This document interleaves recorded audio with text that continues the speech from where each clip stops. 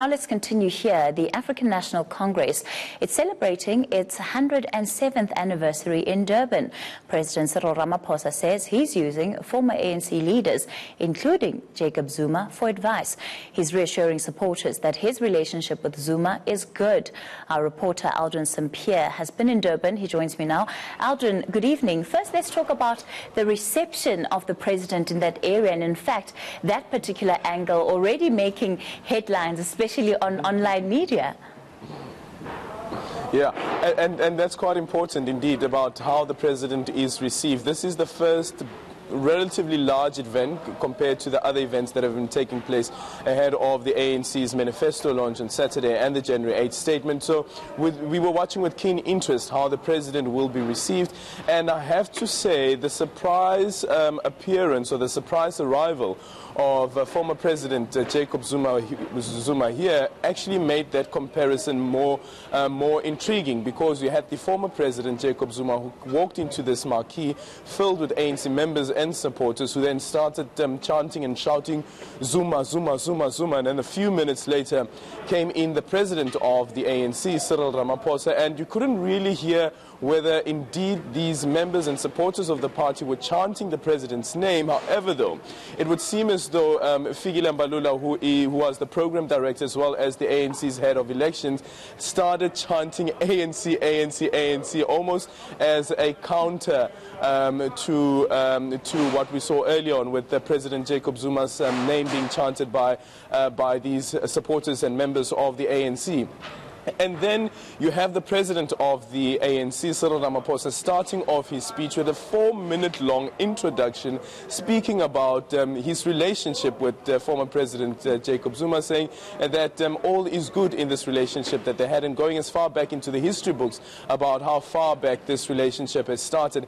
And interestingly, after he was done delivering this speech, this is now the president of the ANC, the people again started chanting Zuma, Zuma, Zuma, and this is because they wanted the president, the former president of the ANC, to say something.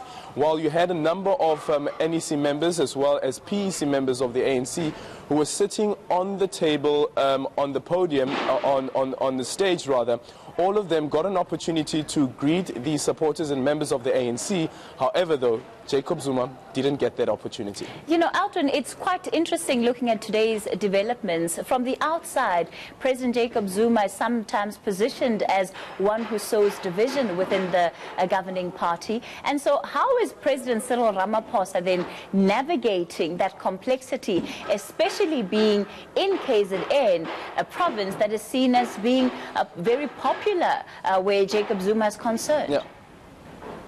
It's a stronghold, certainly, for the former president. And remember that even during his time as president of the ANC and president of the country, when there's something that has agitated him, he would come to this province and rant about something that he's not happy about. And we know for sure, as you've indicated, that this is a stronghold of the former president. And it is indeed somewhat of a complexity for the former President Cyril Ramaphosa. But we have to say as well that it is a bold step. If you look at the events that were taking place today, just alone, where you had President Cyril Ramaphosa, the president of the ANC, who was at a taxi rank in Pinetown in the morning.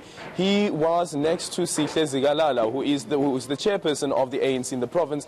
And you know, with the lead up to the NASREC conference, this was somebody who wasn't endorsing Cyril Ramaphosa's campaign, but Cyril is now being seen next to this person.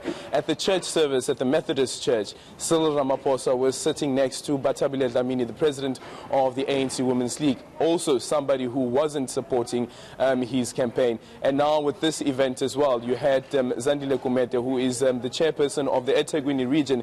She as well wasn't somebody who was endorsing former President Cyril Ramaphosa's campaign. Yet it seems as though what the president is doing, strategically so, is to be seen next to people who have been, you know, argued to have been his detractors.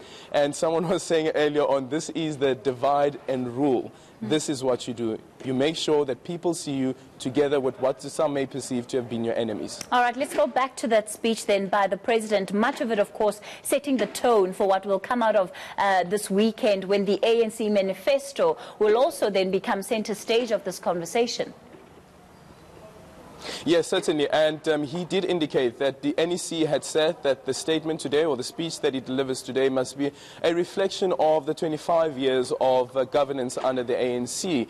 And he kept on mentioning the former president of the ANC, Nelson Mandela. And remember that last year, even during the SONA speech, there was a lot of emphasis around the South Africa that Mandela envisaged. And this time around as well, he also then speaks about the founding father of the ANC, John Dube, and saying that John Dube would be proud of the ANC and where the ANC finds itself at the moment. So a lot of emphasis around what the party has done over the past 25 years. And I guess what we will get during the January 8th statement, as well as the manifesto launch, is what the party is supposed to be doing heading into the 2019 elections, but also as the party remains the incumbent governing party, what it must be doing, or what must be seen to be doing. So that is certainly very important. I was telling someone early on that it almost rides off the 2014 manifesto, where the ANC said that we have a good story to tell. And now the party seems to say that over the past year, over the past 25 years, we have done very well, yet we can improve on some aspects. And speaking to the president in the morning in Pinetown, he also said and mentioned the issue around how the manifesto of the ANC will be around galvanizing every South African to rebuild this country. Aldrin, what was left out of that speech? What was left out of the speech is the issue around corruption. The speech itself, we all got a copy of the speech, at least the media got a copy of the speech, and there was a portion in the speech which speaks about corruption, which also speaks about state capture. I'm just going to see quickly if I can get that portion of the speech. And it was quite interesting indeed, Kathy, that the president has left this out. We'll have to wait and see what the explanation is from the ANC, why the president didn't read this part of the speech. And here it goes. We have taken bold steps to confront corruption, state capture, and restore the credibility of public institutions.